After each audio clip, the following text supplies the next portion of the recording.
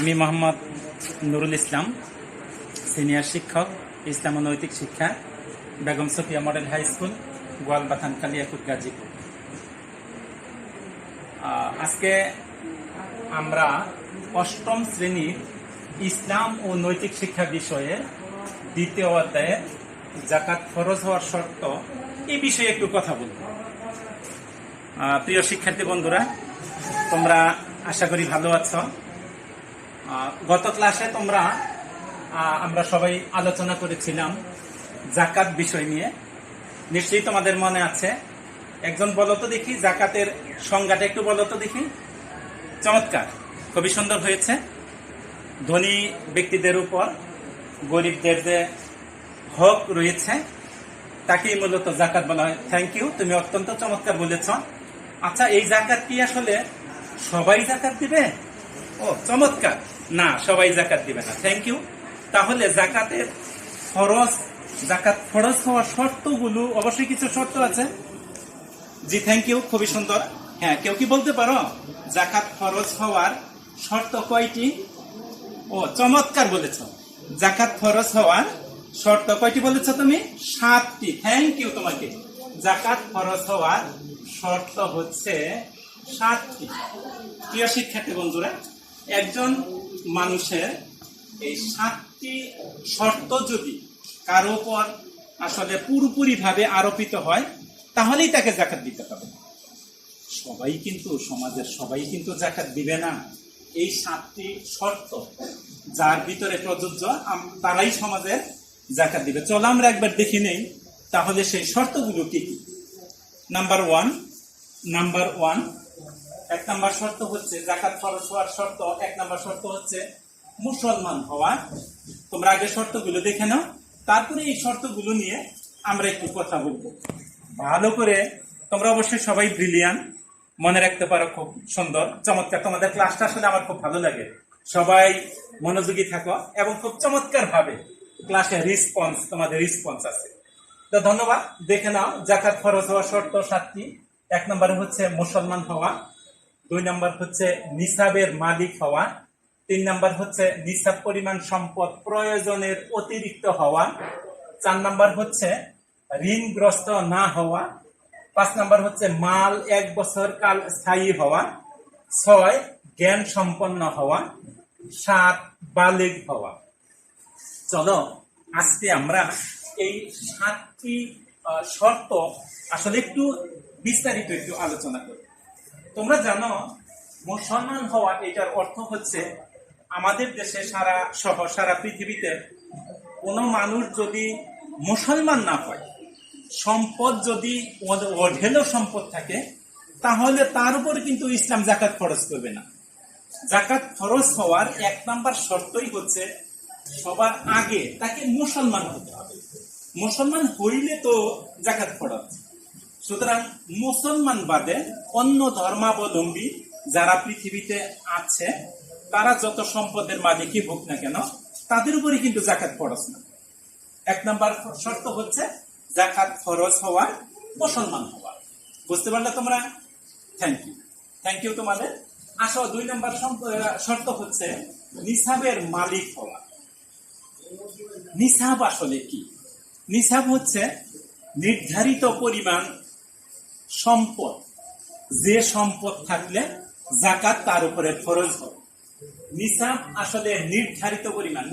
নিসাব শব্দের এমনি আবিধানি করতে হচ্ছে নির্ধারিত পরিমাণ। এই নির্ধারিত পরিমাণ সম্পদকে সাধারণত নিসাবের মালিক বলা হয়। ধন্যবাদ। চলো আমরা পরেরটা পড়ি। নিসাব পরিমাণ সম্পদ প্রয়োজনের অতিরিক্ত হওয়া। তোমার যে নিসাব পরিমাণ সম্পদ গুলা হবে, এই সম্পদ গুলা অবশ্যই প্রয়োজনের অতিরিক্ত থাকতে হবে। আমাদের মানুষের মৌলিক চাহিদা 5টি। এই 5টি মৌলিক চাহিদা পূরণ করতে গিয়ে এবং তার আসবাবপত্র সহ নিত্য প্রয়োজনীয় কিছু দ্রব্যাদি রয়েছে, এই দ্রব্যাদি বাদে বাইরে যদি তার সম্পদ থাকে তাহলে সেই সম্পদের উপর যাকাত দিতে হবে।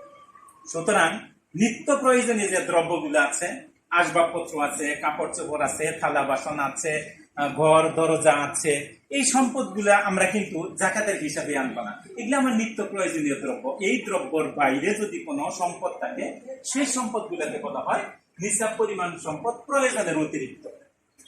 ধন্যবাদ তোমাদেরকে। এবার আসো ঋণগ্রস্ত না হওয়া। একজন মানুষের কিছু সম্পদ আছে, কিন্তু সে আসলে ঋণগ্রস্ত। এই ঋণগ্রস্ত ব্যক্তির যদি কোনো সম্পদ না থাকে, তাহলে তো তার উপর যাকাত পড়েই নয়। কিছু সম্পদ আছে, কিন্তু সেই সম্পদ দিয়ে তার ঋণ পরিশোধ হবে না, তাহলে তার উপর কিন্তু যাকাত খরচ নয়। অর্থাৎ ঋণগ্রস্ত হলে তার উপরে যাকাত খরচ হবে না। যাকাত খরচ হওয়ার শর্ত সমূহের মধ্যে অন্যতম একটি, তাকে ঋণ মুক্ত থাকতে হবে। বুঝতে পারলা তোমরা? জি, থ্যাংক ইউ, খুবই সুন্দর। আসো এরপরের বিষয়টা কি, মাল 1 বছর কাল স্থায়ী হওয়া। এটা ভালো করে বুঝে নাও। এখানে একটু আমাদের সমাজে কিছু বিতর্কিত বিষয় আছে, আমরা অনেক সময় ভুল বুঝে থাকি। মনে করো তোমার 5 লক্ষ টাকা এসেছে জানুয়ারি মাসে। এই 5 লক্ষ টাকা 6 মাস পরে আবার এই তোমার এই প্রফিটটা অথবা এই টাকাটা তোমার আর এই টাকাটা নাই, তোমার কাছে এই টাকাটা 6 মাস ছিল, তাহলে কিন্তু তোমার উপরে যাকাত খরচ হবে না। তোমার এই মালটা, এই টাকাটা, তোমার এই সম্পদগুলো পূর্ণ 1 বছর তোমার মালিকানায় থাকতে হবে। যদি কারো সম্পদ পূর্ণ 1 বছর তার মালিকানায় থাকে, তবেই তার উপরে যাকাত খরচ হবে। আর যদি 1 বছরের কম সময় থাকে, তাহলে তার উপরে কিন্তু যাকাত খরচ না। শিক্ষার্থী বন্ধুরা, এই বিষয়টা তোমরা ভালো করে লক্ষ্য করবে। আসলে এরপরে জ্ঞান সম্পন্ন হওয়া। বন্ধুরা, একজন মানুষ মুসলমান, সে মানুষটাই নিসাবের মালিক, সম্পদ আছে তার, সেই সম্পদগুলা নিসাব পরিমাণ সম্পদের অতিরিক্ত সম্পদ, তার কোনো ঋণও নাই, মালগুলা 1 বছর পূর্ণ হয়েছে। এই উপরে 5টি শর্ত তার উপরে পুরোপুরি প্রযোজ্য হওয়ার পরেও তার উপর যাকাত খরচ না, কারণ সে জ্ঞান সম্পন্ন নয়। যাকাত খরচ হইতে গেলে আগে কিন্তু তাকে শর্ত হচ্ছে, তাকে জ্ঞান সম্পন্ন হতে হবে। কারণ যার জ্ঞান সঠিক নেই, তার তো সৃষ্টিকর্তা তার হিসাবও কম নিবেন, তার তো কোনো হিসাবই নেই। সুতরাং তার সম্পদ থাকলেও সে কিন্তু যাকাত দিবে না। খেয়াল করতো, ভালো করে খেয়াল করো। সম্পদ, আমি আবারও বলছি, উপরের এই 5টি শর্ত তার উপরে প্রযোজ্য, কিন্তু একটি শর্ত হচ্ছে তার জ্ঞান সম্পন্ন লোকটা না। অর্থাৎ মুসলমান লোক, নিসাবের মালিক, নিসাব পরিমাণ সম্পদ প্রয়োজনের অতিরিক্ত, ঋণগ্রস্ত সে নয়, মাল 1 বছর স্থায়ী হয়েছে, কিন্তু সে তার জ্ঞান বুদ্ধি আল্লাহ পাক কমিয়ে দিয়েছেন, জ্ঞান সম্পন্ন লোকটা না, আকল সম্পন্ন নয়। সুতরাং এই লোকটার উপরে কিন্তু যাকাত খরচ নয়। ভালো করে খেয়াল করো। এরপরে হচ্ছে বালেগ হওয়া। আমাদের দেশে অনেক অপ্রাপ্ত বয়স্ক লোক, ছেলে মেয়ে অনেক সময় সম্পদের মালিক হয়ে যায়। ভালো করে খেয়াল করবা। মনে করো একটা ছেলে 3 বছর বয়স, আব্বা মা দুইজনই মারা গেছেন। আব্বার প্রচুর সম্পত্তি ছিল। এখন এই 3 বছর বয়স এই সন্তান আসলে বালেগ হয় নাই। এই সম্পত্তি সে ওয়ারিশ সূত্রে, আব্বার পৈতৃক সূত্রে আব্বার সম্পত্তি পেয়েছে, মায়ের সম্পত্তি পেয়েছে। এখন সে অনেক সম্পত্তির মালিক, কিন্তু তার উপরে কিন্তু যাকাত খরচ না, কারণ সে শিশু, সে এখনো বালেগ নয়। তাকে যাকাত খরচ হওয়ার শর্ত হচ্ছে তাকে বালেগ হতে হবে, অর্থাৎ প্রাপ্ত বয়স্ক হতে হবে। সুতরাং সম্পদ থাকার পরেও যদি নাবালেগ হয়, তাহলে তার উপরে কিন্তু যাকাত খরচ নয়। ভালো করে খেয়াল করবে প্রিয় শিক্ষার্থী বন্ধুরা। যাকাত আসলে ইসলামে অত্যন্ত গুরুত্বপূর্ণ একটা বিষয়। এই জাকাতের বিষয়টা ইসলামী অর্থনৈতিক ব্যবস্থার একমাত্র হাতিয়ার হচ্ছে যাকাত। সুতরাং এই যাকাত কার উপরে ফরজ, এই বিষয়টা তোমাদের গুরুত্ব সহকারে আসলে পাঠ করা উচিত। আশা করি কার উপরে যাকাত ফরজ, কাদের উপরে যাকাত ফরজ, তোমরা বিষয়টা সুন্দরভাবে বুঝতে পেরেছ। তোমরা এই বিষয়গুলো ভালো করে পড়বে এবং এই চ্যাপ্টারটা ভালো করে পড়ে একটু বাড়ির কাজ করবে। সেই বাড়ির কাজগুলো হচ্ছে, বাড়ির কাজ কি হচ্ছে খেয়াল করো। যাকাত ফরজ হওয়ার শর্তগুলো